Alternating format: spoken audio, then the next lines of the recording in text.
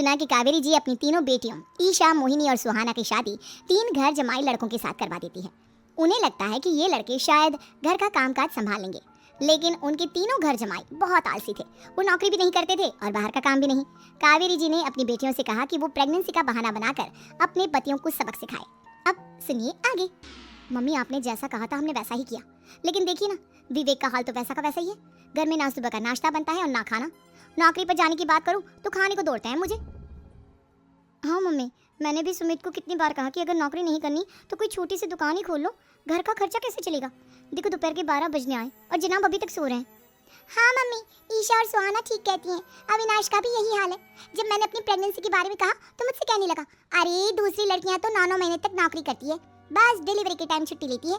मोहिनी, तुम भी नौकरी करो। अब मुझे कहाँ नौकरी मिलेगी। मम्मी बताओ अब मैं क्या करूँ।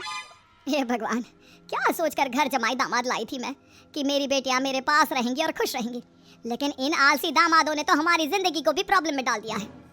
मैं तो कहती हूँ मम्मी, हम लोग वापस अपनी जॉब पर जाना शुरू कर देते हैं। बता देते हैं इन लोगों को कि हमने प्रेगनेंसी का बहाना किया है। नहीं नहीं बेटा, ऐसी गलती भी मत करना। अगर तुमने ऐसा किया तो इन तीनों की आदत और खराब हो जाएगी।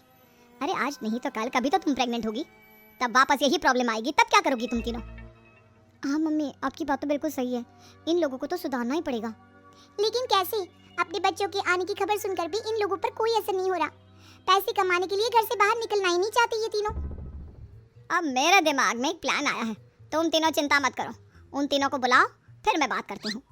थोड़ी देर बाद कावेरी जी अपने तीनों दामादों को सामने बुलाकर अपनी बात कहना शुरू करती हैं।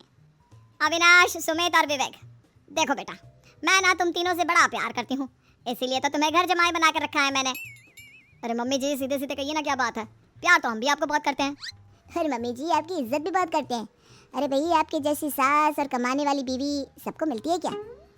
हाँ मम्मी, विवेक और सुमित ठीक कह रहे हैं। आपकी बेटी से शादी करके मेरी तो जिंदगी ही अच्छी हो गई है। जानती हूँ मैं, और ये भी जानती हूँ कि तुम तीनों अपनी अपनी बीवियों से बहुत प्यार करते हो।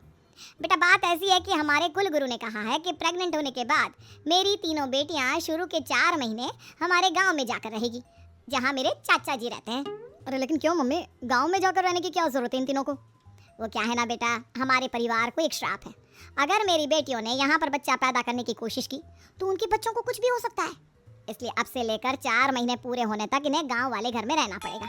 हाँ तो इसमें प्रॉब्लम क्या है मम्मी जी? हम भी वहाँ जाकर रहेंगे, पिकनिक बनाएंगे।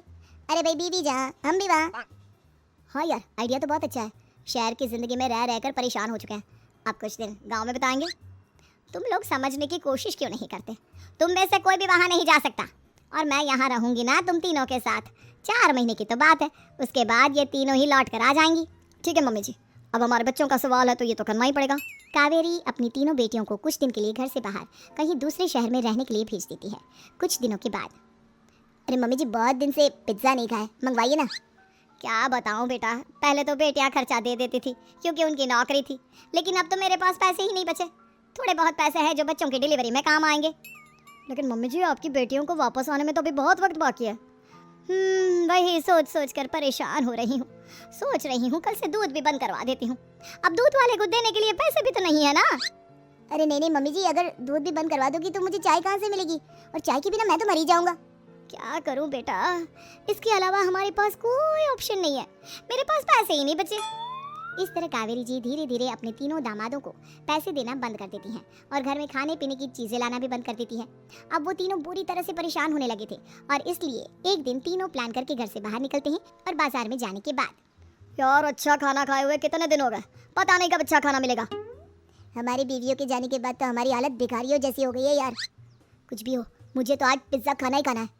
जेब में 1 रुपया नहीं और पिज्जा खाएगा, कहाँ से आएंगे पैसे? अरे देख, वहाँ सामने बोर्ड पर क्या लिखा हुआ है, कंप्यूटर पर काम करने के लिए एक आदमी की आवश्यकता है।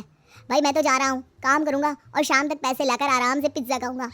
जा जा, तुझे कोई काम नहीं देने वाला, हम तो घर जा रहे हैं। चल भाई सुमित और अविनाश वहाँ से चले जाते हैं और विवेक उस कंप्यूटर शॉप पर सारा दिन काम करके 5000 रुपये कमा कर घर लौट कर आता है और अपने खाने के लिए अच्छी अच्छी चीज़ें भी लेकर आता है। ये देखकर विवेक और सुमित के दिल में भी कुछ पैसे कमाने की इच्छा जागती है। अरे सुबह सुबह कहाँ चल दी है तुम? मम्मी जी, एक बहुत अच्छी जगह मिली है, कंप्यूटर पर काम करने के 5000 मिले थे कल मुझे। अगर रोज़ काम करूँगा तो पूरे 40,000 की तनख्वाह। अरे वाह, ये तो बहुत अच्छी बात है दामाद जी, आपको जाना ही चाहिए।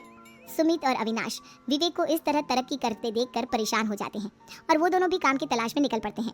धीरे धीरे उन दोनों को भी काम मिल जाता है। अब कावेरी के तीनों दामाद छोटी मोटी नौकरी करके अच्छा पैसा कमाने लगे थे। एक दिन कावेरी उन्हें अपने पास बुलाती है। अरे वाह, विवेक 40,000 कमा लेता है, अविनाश 60,000 और सुमित तुम भी 40,000 के आसपास कमा ही लेते हो। कुल मिलाकर तुम अच्छे खासे पैसे कमा रहे हो बेटा। हाँ मम्मी जी, बहुत मजा आता है जब महीने के एंड में मोटी रकम हाथ में आती है। पूछिए मत मम्मी जी, घर में रहकर रोटी बना बनाकर और तो जैसा महसूस होने लगा था मुझे तो। हाँ बेटा, तुम तीनों की बात तो बिल्कुल ठीक है। और जानते हो, अब तुम तीनों की पत्नियां भी वापस लौट कर आने वाली है। लेकिन मम्मी जी, अभी तो उन्हें गए सिर्फ 2 महीने हुए हैं। आपने तो कहा था वो 4 महीने के बाद लौट कर आएंगी। ऐसा कुछ नहीं है बेटा, मैं सिर्फ तुम तीनों को सबक सिखाना चाहती थी कि आदमी घर में बैठकर बीवी की कमाई खाता हुआ अच्छा नहीं लगता।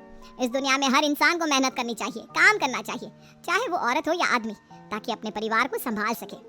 कावेरी की बात सुनकर उन तीनों को अपनी गलती का एहसास होता है और कावेरी उन्हें सच बता देती है कि ईशा, सुहाना और मोहिनी शहर में ही कहीं दूसरी जगह रह रहे थे।